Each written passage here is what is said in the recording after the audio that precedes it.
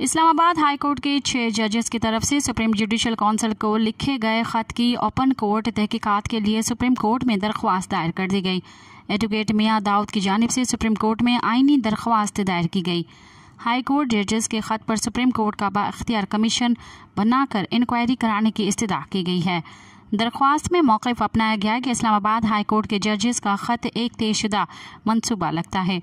जजेस का supreme judicial council को खत अदलिया को स्टैंडर्ड लाइन्स करने के मुतरादिफ है। दरख्वास्त गुजार के मुताबिक सुप्रीम जुडिशल काउंसिल ऐसे तनाज़ुआत की तहकीकात का इदारा नहीं है। जजेस ने अपने ख़त में बानी PTI इमरान खान के सिर्फ एक मुकदमे की मिसाल पेश की है। इसके अलावा किसी भी मुकदमे का वाज़ेह हवाला मौजूद नहीं।